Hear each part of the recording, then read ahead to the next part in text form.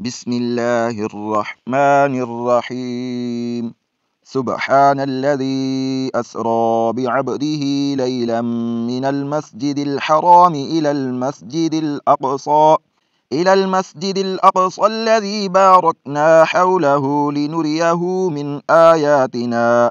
إنه هو السميع البصير. وآتينا موسى الكتاب وجعلناه هدى لبني إسرائيل ألا تتخذوا من دوني وكيلا ذرية من حملنا مع نوح إنه كان عبدا شكورا. وقضينا إلى بني إسرائيل في الكتاب لتفسدن في الأرض مرتين ولتعلن علوا كبيرا. فإذا جاء وعد أولاهما بعثنا عليكم عبادا لنا أولي بأس شديد فجاسوا خلال الديار وكان وعدا مفعولا. ثم رددنا لكم الكرة عليهم وأمددناكم بأموال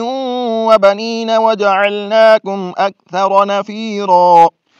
إن أحسنتم أحسنتم لأنفسكم وإن أسأتم فلها. فإذا جاء وعد الآخرة ليسوءوا وجوهكم وليدخلوا المسجد كما دخلوه أول مرة وليتبروا ما علوا تتبيرا. عسى ربكم أن يرحمكم وإن عدتم عدنا وجعلنا جهنم للكافرين حصيرا. إن هذا القرآن يهدي للتي هي أقوم ويبشر المؤمنين الذين يعملون الصالحات أن لهم أجرا كبيرا وأن الذين لا يؤمنون بالآخرة أعتدنا لهم عذابا أليما.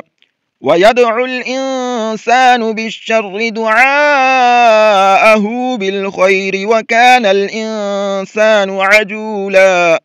وجعلنا الليل والنهار آيتين فمحونا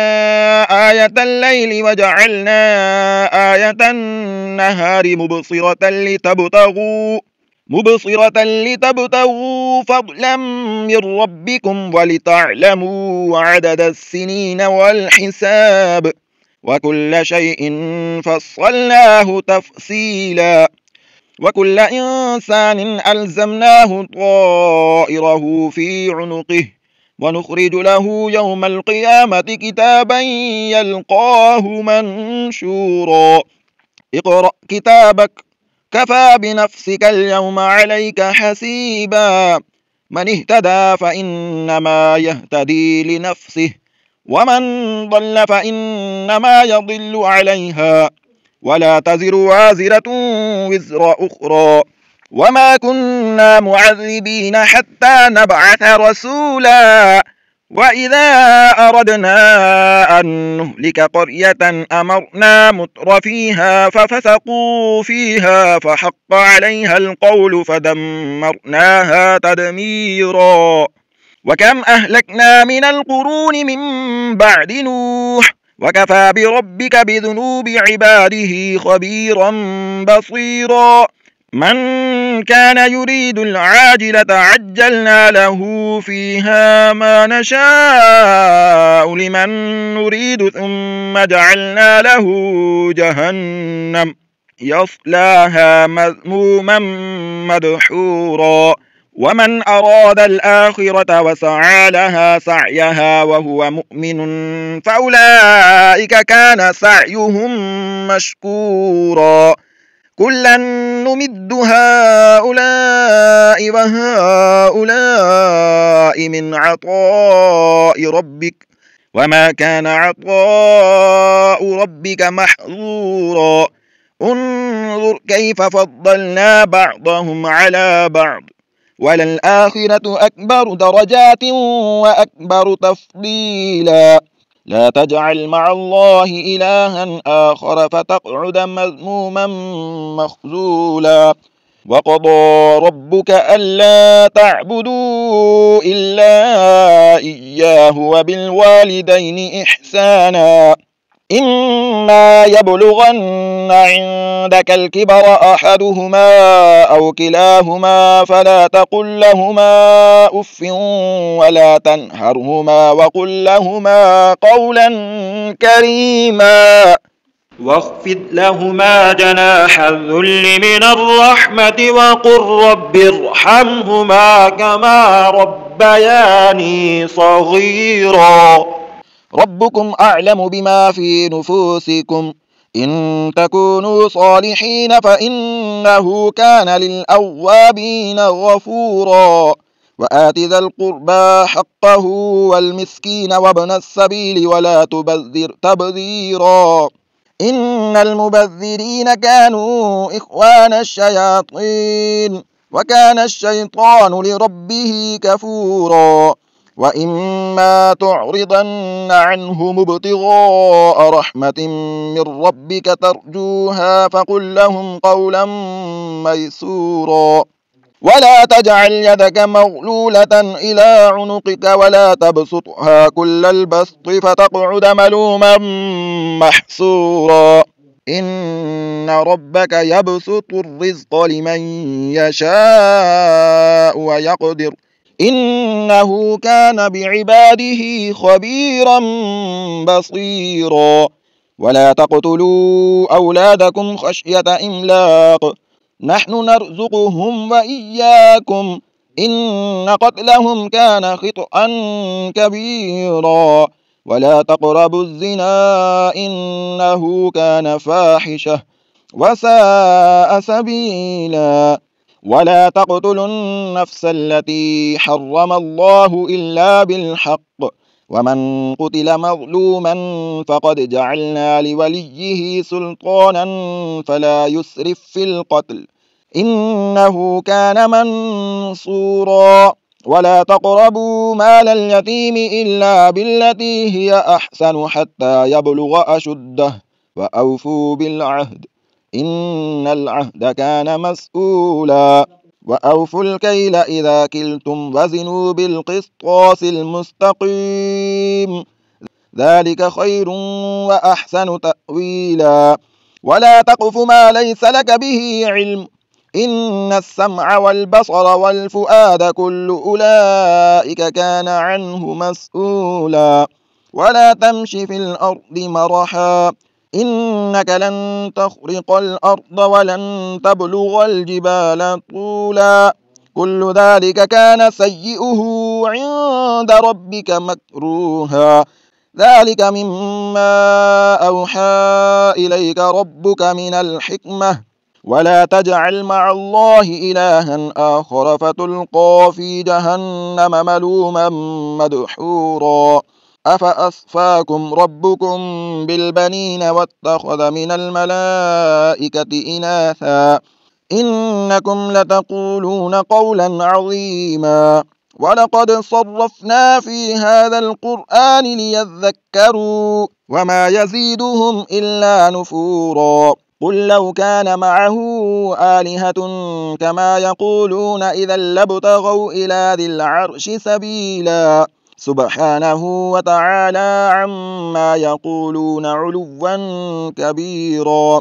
تسبح له السماوات السبع والأرض ومن فيهن وإن من شيء إلا يسبح بحمده ولكن لا تفقهون تسبيحهم إنه كان حليما غفورا وإذا قرأت القرآن جعلنا بينك وبين الذين لا يؤمنون بالآخرة حجابا مستورا وجعلنا على قلوبهم أكنة أن يفقهوه وفي آذانهم وقرا وإذا ذكرت ربك في القرآن وحده ولوا على أدبارهم نفورا نحن أعلم بما يستمعون به إذ يستمعون إليك وإذ هم نجوى إذ يقول الظالمون إن تتبعون إلا رجلا مسحورا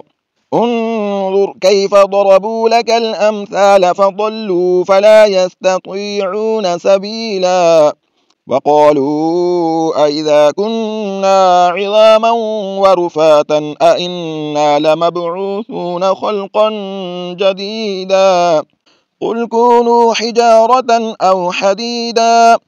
أو خلقا مما يكبر في صدوركم فسيقولون من يعيدنا قل الذي فطركم أول مرة فسينغضون إليك رؤوسهم ويقولون متاه قل عسى أن يكون قريبا يوم يدعوكم فتستجيبون بحمده وتظنون إن لبثتم إلا قليلا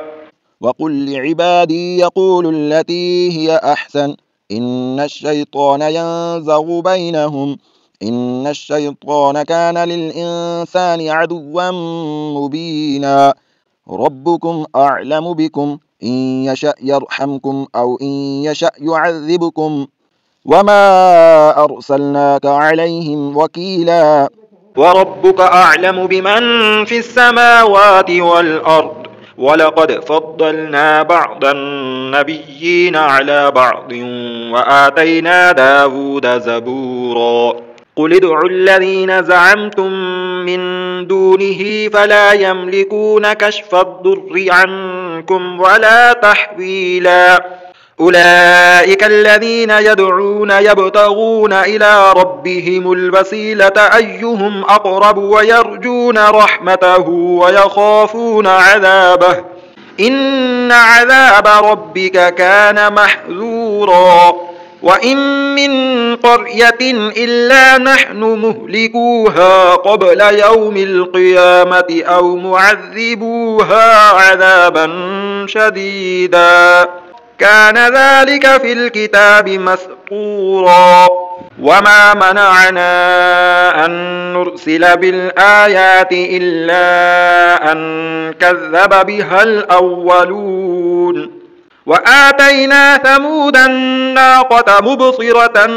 فظلموا بها وما نرسل بالآيات إلا تخويفا وإذ قلنا لك إن ربك أحاط بالناس وما جعلنا الرؤيا التي أريناك إلا فتنة للناس والشجرة الملعونة في القرآن ونخوفهم فما يزيدهم إلا طغيانا كبيرا وإذ قلنا للملائكة اسجدوا لآدم فسجدوا إلا إبليس قال أأسجد لمن خلقت طينا قال أرأيتك هذا الذي كرمت علي لئن أخرتني إلى يوم القيامة لأحتنكن ذريته إلا قليلا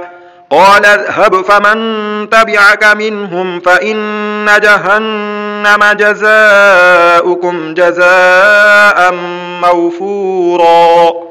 واستفزز من استطعت منهم بصوتك وأجلب عليهم بخيلك ورجلك وشاركهم في الأموال والأولاد وعدهم وما يعدهم الشيطان إلا غرورا إن عبادي ليس لك عليهم سلطان وكفى بربك وكيلا ربكم الذي يزجي لكم الفلك في البحر لتبتغوا من فضله إنه كان بكم رحيما وإذا مسكم الضر في البحر ضل من تدعون إلا إياه فلما نجاكم إلى البر أعرضتم وكان الإنسان كفورا أفأمنتم أن يخسف بكم جانب البر أو يرسل عليكم حاصبا ثم لا تجدوا لكم وكيلا أم أمنتم أن يعيدكم فيه تارة أخرى فيرسل عليكم قاصفا من الريح فيغرقكم بما كفرتم ثم لا تجدوا لكم علينا به تبيعا ولقد كرمنا بني آدم وحملناهم في البر والبحر ورزقناهم من الطيبات وفضلناهم على كثير ممن خلقنا تفضيلا يوم ندعو كل أناس بإمامهم فمن أوتي كتابه بيمينه فأولئك يقرؤون كتابهم ولا يظلمون فتيلا ومن كان في هذه أعمى فهو في الآخرة أعمى وأضل سبيلا وإن كادوا ليفتنونك عن الذي أوحينا إليك لتفتري علينا غيره وإذا لاتخذوك خليلا ولولا أن ثبتناك لقد كدت تركن إليهم شيئا قليلا إذا لأذقناك ضعف الحياة وضعف الممات ثم لا تجد لك علينا نصيرا وإن كادوا ليستفزونك من الأرض ليخرجوك منها وإذا لا يلبثون خلافك إلا قليلا سنة من قد أرسلنا قبلك من رسلنا ولا تجد لسنتنا تحويلا أقم الصلاة لدلوك الشمس إلى غسق الليل وقرآن الفجر إن قرآن الفجر كان مشهودا ومن الليل فتهجد به نافلة لك عسى أن يبعثك ربك مقاما محمودا وقل رب أدخلني مدخل صدق وأخرجني مخرج صدق واجعل لي من لدنك سلطانا نصيرا وقل جاء الحق وزهق الباطل إن الباطل كان زهوقا وننزل من القرآن ما هو شفاء ورحمة للمؤمنين ولا يزيد الظالمين إلا خسارا وإذا أنعمنا على الإنسان أعرض ونأى بجانبه وإذا مسه الشر كان يئوسا قل كل يعمل على شاكلته فربكم أعلم بمن هو أهدى سبيلا ويسألونك عن الروح قل الروح من أمر ربي وما أوتيتم من العلم إلا قليلا ولئن شئنا لنذهبن بالذي أوحينا إليك ثم لا تجد لك به علينا وكيلا إلا رحمة من ربك إن فضله كان عليك كبيرا قل لئن اجتمعت الإنس والجن على أن يأتوا بمثل هذا القرآن لا يأتون بمثله ولو كان بعضهم لبعض ظهيرا ولقد صرفنا للناس في هذا القرآن من كل مثل فأبى أكثر الناس إلا كفورا وقالوا لن نؤمن لك حتى تفجر لنا من الأرض ينبوعا أو تكون لك جنة من نخيل وعنب فتفجر الأنهار خلالها تفجيرا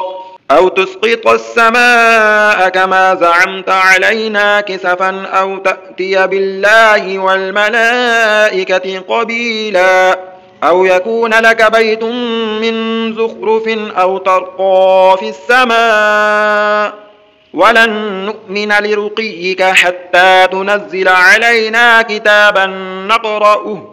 قل سبحان ربي هل كنت إلا بشرا رسولا وما منع الناس أن يؤمنوا إذ جاءهم الهدى إلا أن قالوا أبعث الله بشرا رسولا قل لو كان في الأرض ملائكة يمشون مطمئنين لنزلنا عليهم من السماء ملكا رسولا قل كفى بالله شهيدا بيني وبينكم إنه كان بعباده خبيرا بصيرا ومن يهد الله فهو المهتد ومن يضلل فلن تجد لهم أولياء من دونه ونحشرهم يوم القيامة على وجوههم عميا وبكما وصما مأواهم جهنم كلما خبت زدناهم سعيرا ذلك جزاؤهم بأنهم كفروا بآياتنا وقالوا أئذا كنا عظاما ورفاتا أئنا لمبعوثون خلقا جديدا أولم يروا أن الله الذي خلق السماوات والأرض قادر على أن يخلق مثلهم وجعل لهم أجلا لا ريب فيه فأبى الظالمون إلا كفورا قل لو أنتم تملكون خزائن رحمة ربي إذا لأمسكتم خشية الإنفاق وكان الإنسان قتورا ولقد آتينا موسى 9 آيات بينات فاسأل بني إسرائيل إذ جاءهم فقال له فرعون إني لأظنك يا موسى مسحورا قال لقد علمت ما أنزل هؤلاء إلا رب السماوات والأرض بصائر وإني لأظنك يا فرعون مثبورا فأراد أن يستفزهم من الأرض فأغرقناه ومن معه جميعا وقلنا من بعده لبني إسرائيل اسكنوا الأرض فإذا جاء وعد الآخرة جئنا بكم لفيفا وبالحق أنزلناه وبالحق نزل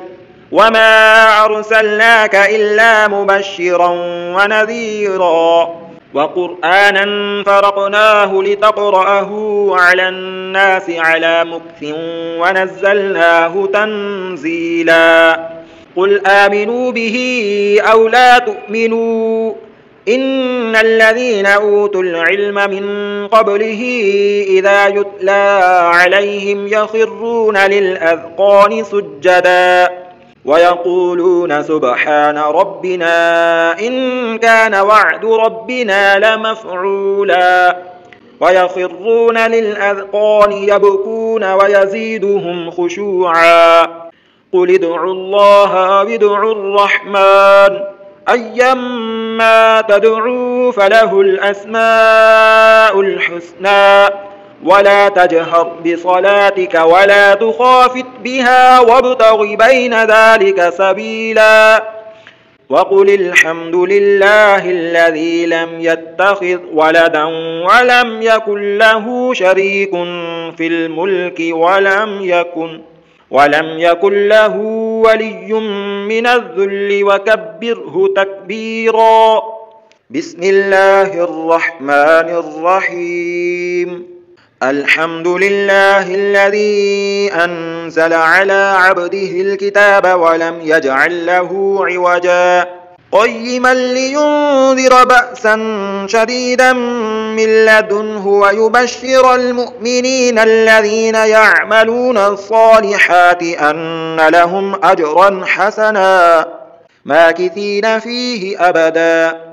وينذر الذين قالوا اتخذ الله ولدا ما لهم به من علم ولا لآبائهم كبرت كلمة تخرج من أفواههم إن يقولون إلا كذبا فلعلك باخع نفسك على آثارهم إن لم يؤمنوا بهذا الحديث أسفا إنا جعلنا ما على الأرض زينة لها لنبلوهم أيهم أحسن عملا وإنا لجاعلون ما عليها صعيدا جرزا أم حسبت أن أصحاب الكهف والرقيم كانوا من آياتنا عجبا إذ أوى الفتية إلى الكهف فقالوا ربنا آتنا من لدنك رحمة وهيئ لنا من أمرنا رشدا فضربنا على آذانهم في الكهف سنين عددا ثم بعثناهم لنعلم أي الحزبين أحصى لما لبثوا أمدا نحن نقص عليك نبأهم بالحق إنهم فتية آمنوا بربهم وزدناهم هدى وربطنا على قلوبهم إذ قاموا فقالوا ربنا رب السماوات والأرض لن ندعو من دونه إلها لقد قلنا إذا شططا هؤلاء قومنا اتخذوا من دونه آلهة لولا يأتون عليهم بسلطان بين فمن أظلم ممن افترى على الله كذبا وإذ اعتزلتموهم وما يعبدون إلا الله فأووا إلى الكهف ينشر لكم ربكم من رحمته ويهيئ لكم من أمركم مرفقا وترى الشمس إذا طلعت تزاور عن كهفهم ذات اليمين وإذا غربت تقرضهم ذات الشمال وهم في فجوة منه ذلك من آيات الله من يهد الله فهو المهتد ومن يضلل فلن تجد له وليا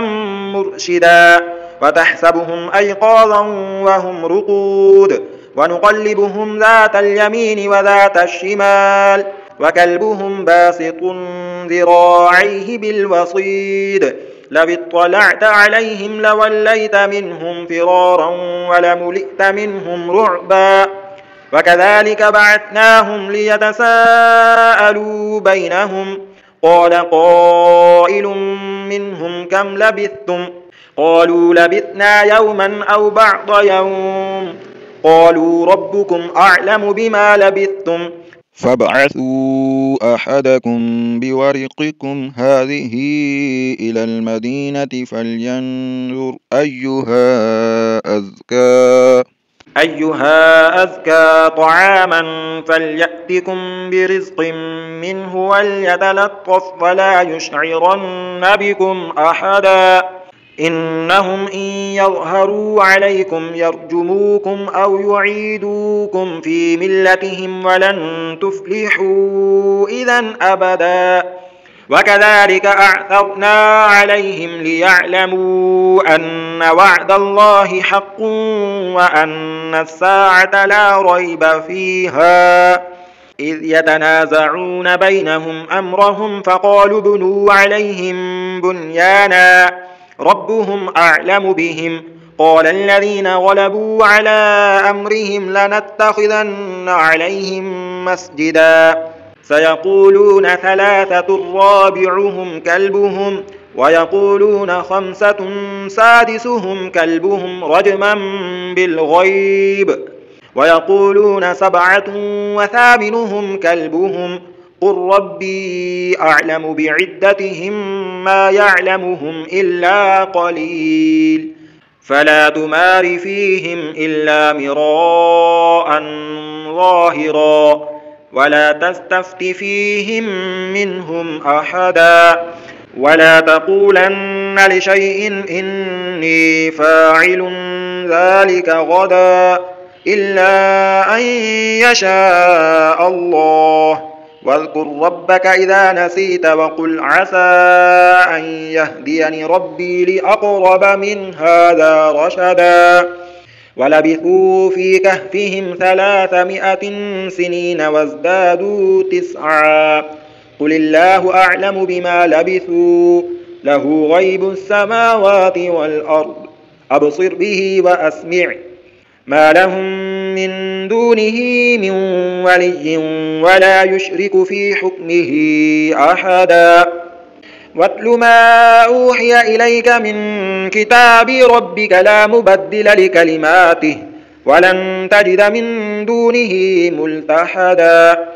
واصبر نفسك مع الذين يدعون ربهم بالغداة والعشي يريدون وجهه ولا تعد عيناك عنهم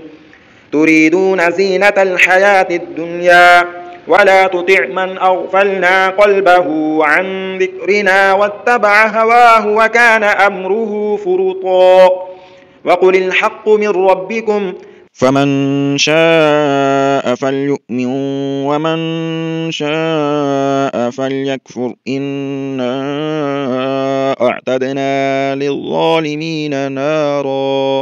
نارا أحاط بهم سرادقها وإن يستغيثوا يغاثوا بماء كالمهل يشوي الوجوه بئس الشراب وساءت مرتفقا. إن الذين آمنوا وعملوا الصالحات إنا لا نضيع أجر من أحسن عملا. أولئك لهم جنات عدن تجري من تحتهم الأنهار يحلون فيها من أساور من ذهب ويلبسون ثيابا خضرا من سندس واستبرق متكئين فيها على الأرائك نعم الثواب وحسنت مرتفقا. واضرب لهم مثل الرجلين جعلنا لأحدهما جنتين من أعناب وحففناهما بنخل وجعلنا بينهما زرعا كلتا الجنتين آتت أكلها ولم تظلم منه شيئا وفجرنا خلالهما نهرا وكان له ثمر فقال لصاحبه وهو يحاوره أنا أكثر منك مالا وأعز نفرا. ودخل جنته وهو ظالم لنفسه قال ما أظن أن تبيد هذه أبدا وما أظن الساعة قائمة ولئن رددت إلى ربي لأجدن خيرا منها منقلبا. قال له صاحبه وهو يحاوره أكفرت بالذي خلقك من تراب ثم من نطفة ثم سواك رجلا لكن هو الله ربي ولا أشرك بربي أحدا. ولولا إذ دخلت جنتك قلت ما شاء الله لا قوة إلا بالله إن ترني أنا أقل منك مالا وولدا فعسى ربي أن يؤتيني خيرا من جنتك ويرسل عليها حسبانا من السماء فتصبح صعيدا زلقا أو يصبح ماؤها غورا فلن تستطيع له طلبا. وأحيط بثمره فأصبح يقلب كفيه على ما أنفق فيها وهي خاوية على عروشها ويقول يا ليتني لم أشرك بربي أحدا. ولم تكن له فئة ينصرونه من دون الله وما كان منتصرا. هنالك الولاية لله الحق هو خير ثوابا وخير عقبا. واضرب لهم مثل الحياة الدنيا كماء إن أنزلناه من السماء من السماء فاختلط به نبات الأرض فأصبح هشيما تذروه الرياح وكان الله على كل شيء مقتدرا. المال والبنون زينة الحياة الدنيا والباقيات الصالحات خير عند ربك ثوابا وخير أملا. ويوم نسير الجبال وترى الأرض بارزة وحشرناهم فلم نغادر منهم أحدا وعرضوا على ربك صفا لقد جئتمونا كما خلقناكم أول مرة بل زعمتم أن لن نجعل لكم موعدا. ووضع الكتاب فترى المجرمين مشفقين مما فيه ويقولون يا ويلتنا ما لهذا الكتاب لا يغادر صغيرة ولا كبيرة إلا أحصاها ووجدوا ما عملوا حاضرا ولا يظلم ربك أحدا. وإذ قلنا للملائكة اسجدوا لآدم فسجدوا إلا إبليس كان من الجن ففسق عن أمر ربه أفتتخذونه وذريته أولياء من دوني وهم لكم عدو بئس للظالمين بدلا. ما أشهدتهم خلق السماوات والأرض ولا خلق أنفسهم وما كنت متخذ المضلين عضدا. ويوم يقول نادوا شركائي الذين زعمتم فدعوهم فلم يستجيبوا لهم وجعلنا بينهم موبقا. ورأى المجرمون النار فظنوا أنهم مواقعوها ولم يجدوا عنها مصرفا. ولقد صرفنا في هذا القرآن للناس من كل مثل وكان الإنسان أكثر شيء جدلا. وما منع الناس أن يؤمنوا إذ جاءهم الهدى ويستغفروا ربهم إلا أن تأتيهم سنة الأولين أو يأتيهم العذاب قبلا. وما نرسل المرسلين إلا مبشرين ومنذرين ويجادل الذين كفروا بالباطل ليدحضوا به الحق واتخذوا آياتي وما أنذروا هزوا. ومن أظلم ممن ذكر بآيات ربه فأعرض عنها ونسي ما قدمت يداه إنا جعلنا على قلوبهم أكنة أن يفقهوه وفي آذانهم وقرا وإن تدعوهم إلى الهدى فلن يهتدوا إذن أبدا. وربك الغفور ذو الرحمة لو يؤاخذهم بما كسبوا لعجل لهم العذاب بل لهم موعد لن يجدوا من دونه موئلا. وتلك القرى أهلكناهم لما ظلموا وجعلنا لمهلكهم موعدا. وإذ قال موسى لفتاه لا أبرح حتى أبلغ مجمع البحرين أو أمضي حقبا فلما بلغ مجمع بينهما نسيا حوتهما فاتخذ سبيله في البحر سربا فلما جاوزا قال لفتاه آتنا غداءنا لقد لقينا من سفرنا هذا نصبا قال أرأيت إذ أوينا إلى الصخرة فإني نسيت الحوت وما أنسانيه إلا الشيطان أن أذكره واتخذ سبيله في البحر عجبا قال ذلك ما كنا نبغي فارتد على آثارهما قصصا فوجدا عبدا من عبادنا آتيناه رحمة من عندنا وعلمناه من لدنا علما قال له موسى هل أتبعك على أن تعلمني مما علمت رشدا قال إنك لن تستطيع معي صبرا وكيف تصبر على ما لم تحط به خبرا قال ستجدني إن شاء الله صابرا ولا أعصي لك أمرا. قال فإن اتبعتني فلا تسألني عن شيء حتى أحدث لك منه ذكرا. فانطلقا حتى إذا ركبا في السفينة خرقها قال أخرقتها لتغرق أهلها لقد جئت شيئا إمرا. قال ألم أقل إنك لن تستطيع معي صبرا. قال لا تؤاخذني بما نسيت ولا ترهقني من أمري عسرا. فانطلقا حتى